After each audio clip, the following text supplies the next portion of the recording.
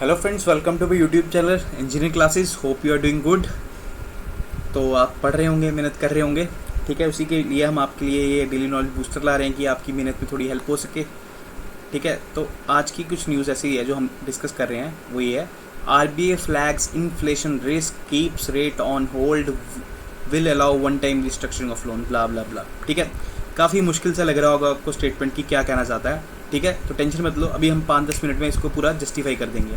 सबसे पहले देखते हैं कि इन्फ्लेशन क्या चीज़ है। इन्फ्लेशन बेसिकली होती है drop in value of currency, ठीक है। महंगाई होना, चीज़ें कॉस्टली होना, चीज़ों की महंगाई बढ़ जाना, उसको कहते हैं इन्फ्लेशन। जैसे फॉर एग्जांपल पहले एक शॉपकीपर है, वो 10 रुपये का पेन बेचता था, एक पेन।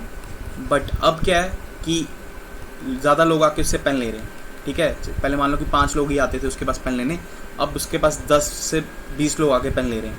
अब ये अपने 10 रुपये के पेन को नहीं इनको दे सकता, क्योंकि उसका पेन ही 5 है, क्योंकि मिनिमम अमाउंट में सप्लाई रहती है इसकी। तो ये क्या करेगा बेटा, अपने पेन की रेट बढ़ा देगा। अपना जो पेन है ना बेटा, इसका रेट बढ़ा देगा। ये बोलेगा कि मैं पहले पेन 10 का बेच रहा था, अब 20 का खरीदूंगा, अब जिसने खरीदना खरीद लो, बाकी आपकी मर्जी है। तो फिर क्या होगा कि यही पेन का रेट कितना हो गया, 20 हो गया। जो पहले पेन 10 का बिक रहा था, अब कितने का बिक रहा है, 20 का बिक रहा है।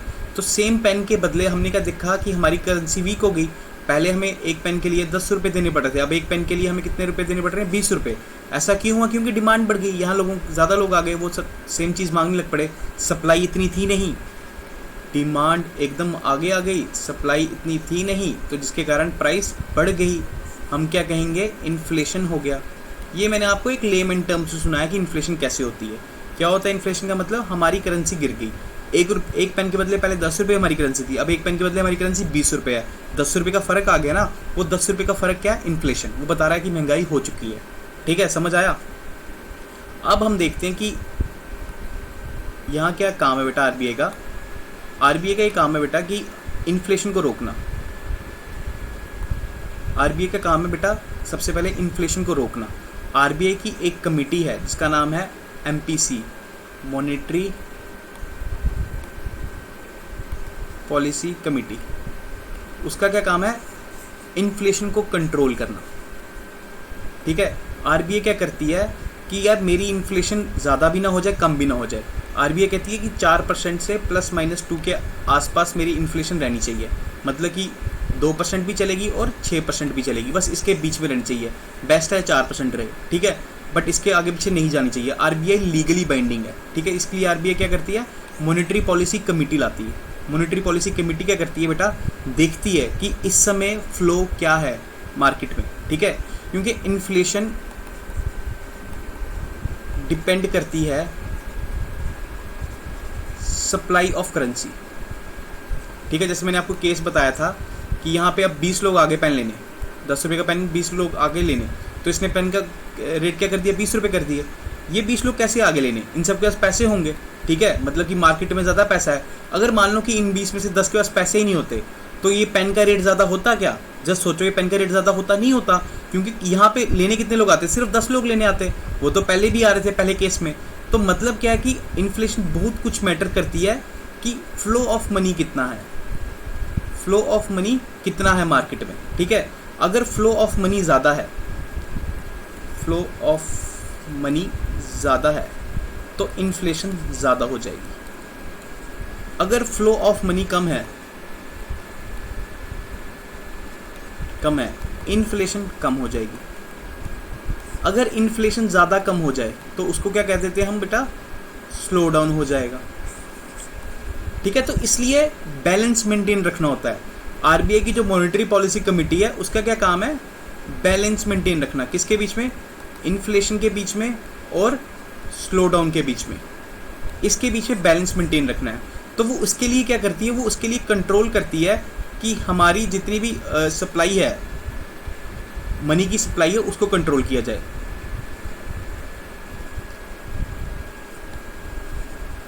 मनी की सप्लाई को कंट्रोल करती है कौन, RBI मॉनेटरी पॉलिसी कमेटी, ठीक है। मनी की सप्लाई को कैसे कंट्रोल करती है, इंटरेस्ट रेट से, ठीक है। उसे लगता है कि मनी मार्केट में कम होगा तो इन्फ्लेशन, महंगाई है जो, वो अपने आप कम हो जाएगी, ठीक है। मनी मार्केट में ज़्यादा होगा, इन्फ्लेशन ज़्यादा हो जाएगी, सब लोगों के पास पैसा आ जाएगा, सब लोग बाहर जाएंगे, चीज़ें खरीदेंगे। अब चीज़ें इतनी तो है नहीं कि सब लोगों की डिमांड पूरी हो जा सके, तो चीज़ सप्लाई कम हो जाएगी, डिमांड बढ़ जाएगी, तो ऑटोमेटिकली प्राइस बढ़ती रहेगी। जब डिमांड ज़्यादा हो जाए और सप्लाई वैसी नहीं है, सप्लाई कम है, तो प्राइस ऑटोमेटिकली बढ़ जाएगी। समझ आया ना, वो पेन वाला केस बताया था आपको, 20 लोग चले गए उसको लेने, तो ये हो जाएगी इन्फ्लेशन। इसलिए यहाँ पे क्या करता है आरबीआई कहता है कि ये जो लोगों की डिमांड बढ़ रही है ना, ये जो लोगों को इधर मस्ती चल रही है, सबको खरीदने जाना बाहर, मैं इनको मनी कंट्रोल करूँगा, मनी को कंट्रोल करूँगा। अगर डिमांड ज़्यादा हो रही है, लोगों के पास ज़्यादा है, तो मैं मनी की सप्लाई कम कर दूंगा, मनी की सप्लाई कम कर दूंगा अगर डिमांड ज़्यादा हो रही है। अगर डिमांड कम हो रही है तो डिमांड ज़्यादा करने के लिए मनी की सप्लाई बढ़ा दूंगा। ये कौन करती है बेटा? आरबीआई करता है। कैसे करता है? अपनी मॉनेटरी पॉलिसी कमेटी के साथ, ठीक है। तो अब मैं वही आपको यहाँ बताने लगे हम कि क्या होते हैं, क्या सिस्टम रहता है, कैसे होता है, ठीक है। अब फॉर एग्जांपल ये आरबीआई है, बड़ा बैंक आ गया, ये आ गया छोटा बैंक एक ए बैंक, ये आ गए customer C1 C2 C3 C3 C4, ये 4 कस्टमर है बेटा।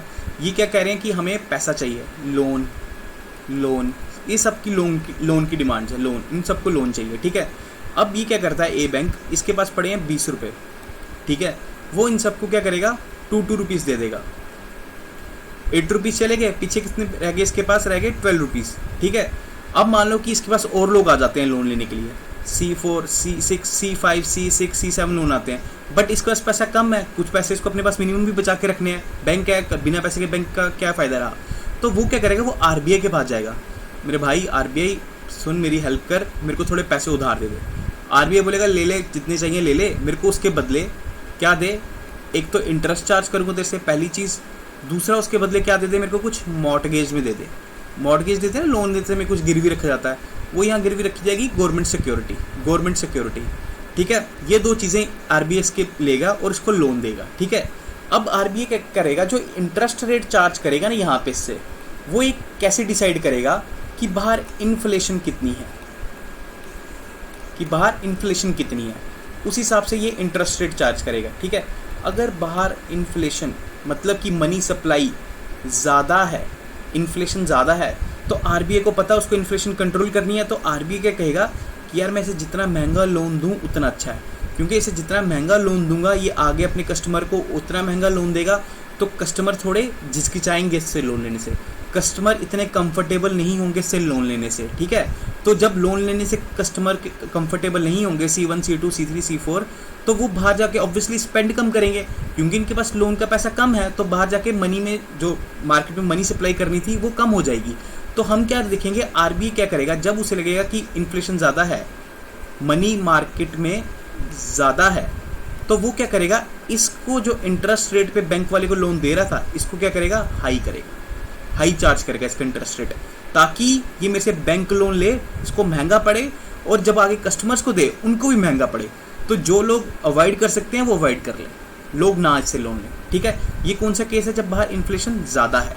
अब हम दूसरा केस लेते हैं कि बाहर इन्फ्लेशन कम है। फॉर एग्जाम्पल इन्फ्लेशन कम है, बाहर मनी है जो मार्केट में वो कम है, ठीक है बेटा। अब जो इंटरेस्ट रेट है उसका, अब आरबीआई क्या चाहेगा, यहाँ पे आरबीआई चाहेगा कि यार ये मेरे से जो बैंक है वो इजी लोन ले, उसको मैं ज़्यादा लोन दूँ, ज़्यादा लोन दूँ, वो ज़्यादा लोन लेगा तो आगे ज़्यादा कस्टमर्स को लोन देगा, C2 C3 सबको बोलेगा हाँ यार मेरे को आसानी से लोन मिल रहा है, ये लो, ये तुम भी रखो, तुम भी पैसे रखो, जाओ एंजॉय करो। ये लोग पैसा लेके कहाँ जाएंगे, मनी लेके कहाँ जाएंगे, मार्केट में कुछ खरीदेंगे, कुछ ये करेंगे, कुछ भी करेंगे, स्पेंड करेंगे, कुछ भी करेंगे, ठीक है।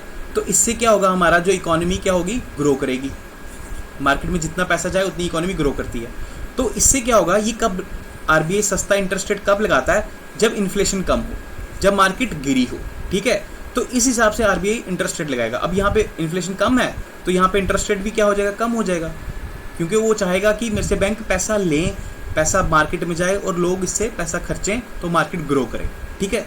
तो ये जो चीज़ देख रहा है ना ये आरबीआई का कि कितना इस समय इन्फ्लेशन है मार्केट में, कितना मार्केट में पैसा जाना चाहिए, कितना आना चाहिए, ये कौन देख रहा है बेटा?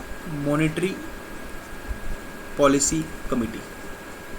मॉनेटरी पॉलिसी कमिटी एमपीसी वो देख रहा है, वो डिसाइड करता है कि कितने रेट पे बाहर पैसा जाना चाहिए या कितने रेट पे पैसा नहीं जाना चाहिए। किसके बेसिस पे डिसाइड करता है बेटा? इन्फ्लेशन के बेसिस पे डिसाइड करता है। उसे क्या टारगेट दिया गया कि इन्फ्लेशन 2 से लेके 6 तक हो जाए, पर इनसे ऊपर ना नीचे जाए 2 से, ना 6 से ऊपर जाए। अगर गई तो वो लीगली बाइंडिंग है इसको ठीक करने पे। क्लियर है? समझ आया? ये जो इंटरेस्ट है जिसपे आरबीआई लोन देता है इसको कहते हैं हम रेपो रेट। समझ आ रहा है? अब आपको थोड़ी ये स्टेटमेंट अभी समझ लगनी चाहिए मेरे हिसाब से। RBI flags inflation risk. RBI flag क्या कर रहा है? इन्फ्लेशन। आरबीआई कह रहा है कि इन्फ्लेशन का रिस्क हो सकता है, महंगाई हो सकती है, वैल्यू जो है करेंसी की वो कम हो सकती है। जो एक चीज़ पहले 10 रुपये में मिल रही थी अब वो 20 रुपये में मिल सकती है। तो आरबीआई क्या करेगा? आरबीआई क्या कहता है? Keeps rate on hold.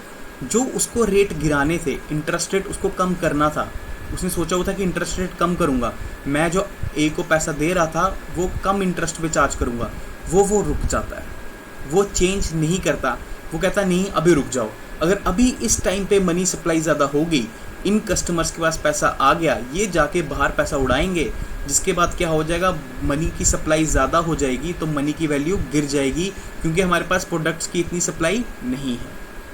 I hope आपको ये क्लियर हो रहा होगा। ठीक है, आगे चलते हैं। Reserve bank has release monetary policy report month of अगस्त 2020।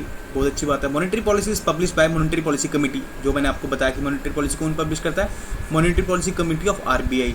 ठीक है, अब इसमें एक इंपॉर्टेंट बात है, 6 लोग हैं इसमें। 6 लोग हैं, 3 हैं गवर्नमेंट के और 3 हैं आरबीआई के। ये गवर्नमेंट के लोग हैं, ये आरबीआई के लोग हैं। इन आरबीआई के लोगों में से एक गवर्नर होगा ही होगा, याद रखना, आरबीआई गवर्नर होगा ही होगा। MPC is a statutory and institutionalised framework. Statutory का क्या मतलब होता है? जो किसी एक्ट से बनी है। देखते हैं किस एक्ट से बनी है? आरबीआई एक्ट 1934 से बनी है, ये भी क्लियर हो गया। फॉर मेंटेनिंग प्राइस स्टेबिलिटी, बताया था प्राइस स्टेबिलिटी किस लिए बनाया था?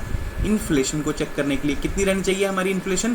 4 + -2, मतलब या तो 2 जाए, 2 से लेके 6 के बीच में रहनी चाहिए। उससे ज़्यादा गई तब भी नुकसान है, उससे कम गई तब भी नुकसान है।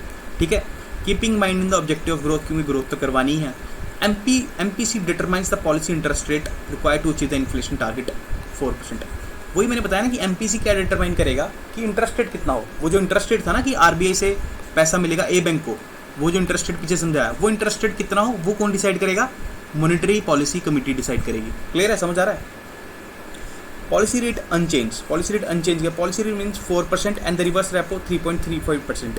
अब ये रिवर्स रेपो क्या है बेटा, ये समझा देता हूँ आपको। कोई बड़ी इसमें कोई वो चीज़ नहीं है, रिवर्स रेपो कुछ भी नहीं है। ये कह रहा है कि जैसे ये आरबीआई था ना बेटा, ये ए बैंक था, ये इसको लोन देता था, आपको पता है आरबीआई इसको लोन देता था।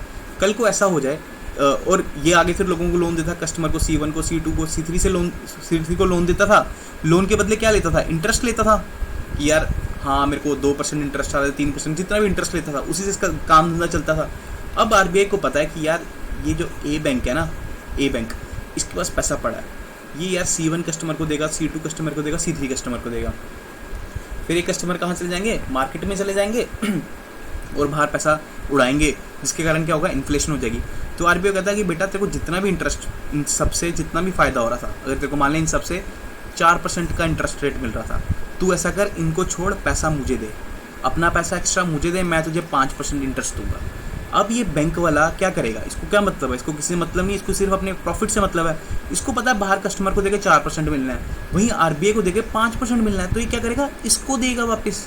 ठीक है, ये जो इंटरेस्ट रेट है जो आरबीआई ने इसको दिया ललचाने के लिए, अट्रैक्ट करने के लिए, इसको कहते हैं रिवर्स रेपो। कुछ नहीं है, इसको कहते हैं रिवर्स रेपो। रेपो क्या हुआ? जो ए बैंक ले रहा है आरबीआई से लोन, उस पर जो इंटरेस्ट दे रहा है वो हुआ रेपो। रिवर्स रेपो क्या हुआ कि आरबीआई ने क्या किया, ए से पैसे मंगवाए, तो आरबीआई अब इसको इंटरेस्ट देगा। ठीक है ना, इसको इंटरेस्ट देगा आरबीआई, वो इंटरेस्ट को कहते हैं रिवर्स रेपो। याद रखना ये हमेशा रेपो रेट से कम होता है। क्लियर है? आप याद रखना बेटा, इस इंटरेस्ट रेट के साथ दोनों जब डील कर रहे हैं तो दोनों इसको क्या दे रहे हैं? मॉर्गेज दे रहे हैं। मॉर्गेज में क्या है? Government securities. ये भी इसको गवर्नमेंट सिक्योरिटी देगा। जब आरबीआई से लोन लेगा तो इसको अपनी गवर्नमेंट सिक्योरिटी देगा। और जब ये आरबीआई से लोन लेगा तो आरबीआई इसको अपनी गवर्नमेंट सिक्योरिटी आरबीआई को देगा, ठीक है। मेन यहाँ पे फोकस रखो इंटरेस्ट पे। Repo rate is a rate at which RBI lends money to commercial bank, clear. Reverse repo rate is a rate at which RBI borrows money from commercial bank within the country, clear है, ठीक है। ये मैंने आपको हिंदी में समझा दिया सारा, कोई डाउट नहीं आना चाहिए इस पर। आगे चलते हैं। RBI has kept policy unchanged because of inflation levels. मैंने बताया था जब उसे इन्फ्लेशन लग रही थी वो कहता कि पैसा और नहीं जाना चाहिए। तो ये इन्फ्लेशन उसने कौन सी देखी, consumer price index, retail inflation, इसको कहते हैं रिटेल इन्फ्लेशन, जो हमें रिटेलर्स को मिलती है, कंज्यूमर्स को मिलती है, ठीक है, उसको कहते हैं कंज्यूमर प्राइस इंडेक्स। इन्फ्लेशन भी दो तरह की होती है, WPI और CPI, ठीक है। किसी दिन डिटेल में वीडियोस बनाएंगे इसके बारे में, पर अभी बता देता हूँ। होलसेल प्राइस इंडेक्स मतलब जो होलसेल मार्केट में है, ये हो गया कंज्यूमर मार्केट में प्राइस इंडेक्स। किसी दिन इस पर डेफिनेट पूरी वीडियो बनाऊंगा आपको इसके बीच में डिफरेंस बताते हुए, बट अभी आप समझो कि आरबीआई अपनी मॉनेटरी पॉलिसी किस पे बनाता है, CPI के हिसाब से बनाता है, ठीक है। तो वो कह रहा था कि CPI कितना चला गया था, 6.09, और कितना करना होता है 6 से नीचे, तो आरबीआई से 0.09 ऊपर चल गया था। इसलिए आरबीआई ने बोला कि नहीं अभी मैं छूट नहीं दे सकता वरना काम खराब हो जाएगा। अब देखो कि इन्फ्लेशन क्यों हुई बेटा, इन्फ्लेशन का क्या रीज़न रहा होगा। देखो डिमांड तो इतनी है नहीं, फिर भी इन्फ्लेशन क्यों हुई, डिमांड क्यों नहीं है, कोरोना चल रहा है, पैसा नहीं है लोगों के पास, फिर भी इन्फ्लेशन क्यों हुई, सप्लाई रुकी हुई है प्रोडक्ट्स की, लॉकडाउन लगा हुआ है, प्रोडक्शन नहीं हुई है, फैक्ट्रीज बंद पड़ी थी, फार्मर्स ने फार्मिंग भी कम की है। ये सारे रीज़न है जो बता रहे हैं क्या है, इन्फ्लेशन हो रही है। जितना हमारे पास प्रोडक्ट, अगर पहले मान लो फॉर एग्जांपल 10 kg आटा बनता था, तो इस बारी 8 kg आटा बना है, तो ऑब्वियसली सप्लाई कम हुई है, सप्लाई कम होगी तो डिमांड चाहे जैसी मर्जी हो उसकी प्राइस अपने आप बढ़ जाएगी, ठीक है ना। तो इसलिए इसको ध्यान में रखते हुए उन्होंने क्या किया कि हम इन्फ्लेशन हो सकती है, इसलिए हम अपनी इंटरेस्ट रेट को लूज़ नहीं करेंगे, कम नहीं करेंगे, ठीक है, जितना चल रहा है उतना ही रखेंगे, ठीक है। ये थी बेटा जो हमारी पहली खबर थी, कीप्स रेट होल्ड, फिर लिखा है ना comma, will allow one time restructuring of stress loan. अब देखते हैं वन टाइम रिस्ट्रक्चरिंग क्या है लोन्स की। लोन रिस्ट्रक्चर, आरबीआई ने क्या किया, अब पहले तो समझो लोन क्या चीज़ होती है।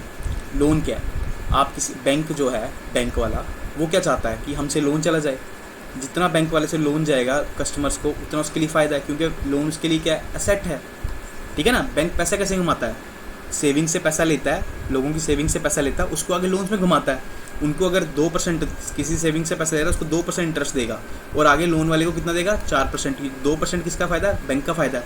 तो जो हमारा लोन है ना बेटा, वो बैंक के लिए एक तरह का एसेट होता है, ठीक है, वो उसके लिए बहुत ज़्यादा इंपॉर्टेंट है। वो उसका बताता है कि उसकी प्रॉफिट वगैरह सब किस पे डिपेंड है, उसके लोन्स पे, ठीक है। अब क्या कंडीशन आ गई, लॉकडाउन चल रहा है, लॉकडाउन चल रहा है। अगर फॉर एग्जाम्पल कोई एक आदमी है, ठीक है, ये तगड़ा सा आदमी है, इसने अगर लोन लिया हो पहले, मान लो कि पहले 2 लाख का लोन लिया हो, 20,000 का लोन लिया हुआ, इसकी जो महीने की किस्त बनती थी वो बन रही थी 1,000 रुपया, ठीक है। बट इसे नहीं पता था कि लॉकडाउन लग जाएगा, कल को जो इसका बिजनेस है वो ठप हो जाएगा, जो कुछ भी दिक्कत आ जाएगी, तो ये क्या हो जाएगा बेटा, अपनी लोन की किस्त नहीं दे पाएगा। तो ये क्या हो जाएगा, आहिस्ता आहिस्ता अपनी किस्त देना बंद कर देगा, ठीक है। जब कोई एक जब कोई एक बंदा 90 दिन तक, 90 डेज तक अपनी कोई इंटरेस्ट पेमेंट नहीं देता है, जो उसकी किस्त बनी थी वो नहीं देता है, तो हम क्या कहेंगे, वो NPA बन जाएगा। हम क्या कहेंगे, वो NPA बन जाएगा। तो बैंक वालों को बड़ा डर होता है कि उनका लोन NPA ना बन जाए, क्योंकि एक बारी NPA बन गया तो जो उनका असेट था, असेट मतलब लोन था, वो क्या हो गया, ख़त्म हो गया। जो उनको प्रॉफिट आना था वो क्या हुआ, ख़त्म हो गया। समझ आ रहे हो ना, जो उनको प्रॉफिट आना था खत्म हो गया, उनका प्रॉफिट मर गया, लोन खत्म हो गया, असेट खत्म हो गया। और इन्होंने जो लोन दिया था, आपको बताया तो था कि ये कैसे करते हैं, सेविंग्स का पैसा होता है ना, उसको ही घुमाते हैं लोन में, ठीक है। अब सेविंग्स का पैसा इनका थोड़ी है, वो कस्टमर्स का है। C1 C2 कल को आ जाएंगे मांगने की, सर हमारी सेविंग, तो उसको थोड़ी बोल सकता है कि मैंने लोन में पैसे दिए थे, लोन NPA मार गया, इसकी रिस्पॉन्सिबिलिटी है ना बेटा। तो बैंक क्या करना पड़ता है, जब बैंक को पता लग जाए कि उसका लोन एक NPA हो गया, तो उसका जितना भी प्रॉफिट आ रहा हो, मतलब ओवरऑल बैंक का जितना भी प्रॉफिट आ रहा हो, उस प्रॉफिट में से कुछ पैसे निकाल के कंपनसेट करना पड़ता है। उस प्रॉफिट में से कुछ पैसे निकाल के कंपनसेट करना पड़ता है, किसके लिए, सेविंग्स वालों के लिए, कि कल को ये सेविंग्स वाले आगे जिनका मैंने पैसे उठा के आगे दे दिया, तो मैं इनको पैसे दे सकूं। इस कंसेप्ट को कहते हैं प्रोविजनिंग ऑफ लोन। इस कंसेप्ट को कहते हैं प्रोविजनिंग। प्रोविजनिंग का मतलब कि हमने जो NPA बना था उसके बदले अपने प्रॉफिट से पैसा उठा के बैंक के अंदर डाल दिया। मतलब कि यहाँ पे क्या हो रहा है, हमारे जो बैंक का प्रॉफिट बन रहा था वो डबल नुकसान में हो रहा है। एक तो NPA बना, उस जो लोन असेट था वो भी गया, ऊपर से जो पहले प्रॉफिट था उससे सेविंग में पैसे डालने पड़े अपने। क्लियर है, समझ आ रहा है। अब इसको डिटेल में देख लेते हैं। RBI has allowed bank to restructure loans to reduce the rising stress on incomes and balance sheet of large corporates, MSME and as well as individuals. कह रहा है कि restructure कर ले. RBI ने परमिशन दे दी बैंक्स को कि यार तुम टेंशन मत लो, NPA मत बनने दो, उसको रीस्ट्रक्चर करो. अभी रीस्ट्रक्चर के आगे बताता हूँ. उसको रीस्ट्रक्चर तो करो, जिसको लोन दिया हुआ MSME को दिया, कॉर्पोरेट्स को दिया, जिस मर्जी को दिया, रीस्ट्रक्चर करो, कोई बात नहीं, देखा जाएगा. अब रीस्ट्रक्चर क्यों कर रहे हैं? रीस्ट्रक्चर इसलिए मैंने कि NPA ना बन जाए. NPA बन गया तो एक तो असेट से जो आने वाला प्रॉफिट है वो भी गया, और एक तो पैसा किसी और का सेविंग का उठाया हुआ पैसा है उसको भी कंपनसेट करना पड़ेगा, वो भी गया. ठीक है, तो डबल नुकसान है बैंक को. बैंक नहीं चाहेगा उसको नुकसान लेना, तो बैंक क्या करता है? रीस्ट्रक्चर करता है. रीस्ट्रक्चर समझते हैं क्या? जब एक इंडिविजुअल लोन लेने गया था बैंक से, ठीक है, इसने जितने का भी अमाउंट का लोन लिया, इसने बोला मैं लोन 10 सालों तक वापस करूंगा, प्लस हर महीने आपको 10 सालों तक वापस करूंगा, पर प्लस हर महीने आपको 5,000 रुपीज़ दूंगा. ठीक है, ये हमारी लोन की पहली बात हुई थी. बट अब क्या आ गया? कोरोना आ गया, इस बंदे का बिजनेस खत्म हो गया. तो रीस्ट्रक्चर का मतलब क्या होता है, किस तरह से होता है कि ये बैंक वाले ये कस्टमर बैंक वाले के पास जा रहा है, कह रहा है भाई 10 सालों में तो कुछ ना हो पाएगा भैया, मेरे से कम 15 साल दे प्लस 2,500 ले. ये जो टर्म्स चेंज की जा रही हैं लोन की, इंटरेस्ट की टर्म चेंज कर दी हमने, फिर उसकी टर्म चेंज कर दी. ये क्या हो रहा है बेटा? एक तरह का हमारा क्या हो रहा है? Restructure of loan. ये हमारा हो रहा है restructuring of loan. Restructuring of loan is a practice that allow bank to modify the terms of the loan when the borrower is facing a financial crisis. borrower यहाँ क्या face कर रहा है? फाइनेंशियल क्राइसिस फेस कर रहा है ना. banks do that to avoid the borrower being declared a defaulter and the loan having to be classified as a non-performing asset. उसे पता है कि यार कर देता हूँ, मान जाता हूँ, मेरे पैसे तो वापस आएंगे. कल को अगर नहीं माना, मैं 5,000 पे अड़ा रहा, 10 साल पे अड़ा रहा, तो ये क्या बन जाएगा? NPA बन जाएगा. अपना प्रॉफिट भी गया और प्रॉफिट से सेविंग को भी कंपनसेट करना पड़ेगा. क्लियर है? समझ आ रहा है? If a loan account is classified as NPA, then banks will have to set aside a money provisions towards it that reduces their profit. वही कि अपने प्रॉफिट का कुछ हिस्सा निकाल के किसके लिए रखना पड़ता है? सेविंग्स के लिए रखना पड़ता है, क्योंकि जो लोन में पैसे घुमाए हैं वो कहाँ से आए हैं? सेविंग्स से आए हैं ना बेसिकली. तो इसको हम क्या कहते हैं? प्रोविजंस. मैंने आपको पीछे बताया. अब वो कह रहा है सो होता कैसे स्ट्रक्चर? कहता है कि चेंज इन रीपेमेंट पीरियड ये कर दिया, 10 से 15 साल कर दिया. प्रीपेबल अमाउंट, वो कहे यार 12 लाख लोन लिया था, कहता नहीं मुझे नहीं लगता तू 12 लाख वापस करने वाला बंदा है. कहता मेरे भाई तू चुपचाप करके क्या कर, मेरे को 10 लाख वापस कर दे, मैं उसी में खुश हो जाऊंगा. नंबर ऑफ इंस्टॉलमेंट, पहले 10 साल में कर रहा था, वो कह रहा 12 साल ले ले. रेट ऑफ इंटरेस्ट 5% के बदले 2% कर दी. ऐसे जो हम चेंजेस कर रहे हैं ना, कॉम्प्रोमाइज़ कर रहे हैं सेटलमेंट्स को, उसको कहते हैं लोन रिस्ट्रक्चर. क्लियर है? समझ आया? RBI की मॉनेटरी पॉलिसी क्या है? वैसे बेटा एक और बात आपको बताना चाहता हूँ कि यहाँ हमने जो डिस्कस किया है वो इस टाइम फ़िलहाल रेपो रेट से डिस्कस किया है, क्योंकि MPC ने रेपो रेट को यूज़ किया है. वैसे RBI की डिफरेंट पॉलिसीज़ रहती हैं, डिफरेंट टूल्स रहता है. जिन बच्चों ने मेरे साथ इकोनॉमिक्स पे GS की क्लास कर रखी है उनको पता होगा, बट स्टिल एक दिन हम इस पर पूरी प्रॉपर वीडियोज़ बनाएंगे पूरी मॉनेटरी पॉलिसी पे. अगर आपको लगे कि मेरे को इस पर वीडियो बनानी चाहिए तो प्लीज़ कमेंट सेक्शन में बताना, मैं इस पर वीडियो ज़रूर बनाऊँगा. बाकी जिन बच्चों ने क्लास में पढ़ रखा है उन्हें तो पता ही है. ठीक है, thank you class. I hope आपको समझ आया होगा. थोड़ा कॉम्प्लेक्स टॉपिक रहता है बच्चों के लिए, बट मैंने सिंप्लीफाई करने की कोशिश की. अगर स्टिल आपको कोई डाउट है तो प्लीज़ कमेंट सेक्शन में लिखिए. अगर आपको समझ आया तो प्लीज़ इसे लाइक कीजिए, शेयर कीजिए और हमारे चैनल को सब्सक्राइब कीजिए. Thank you, take care.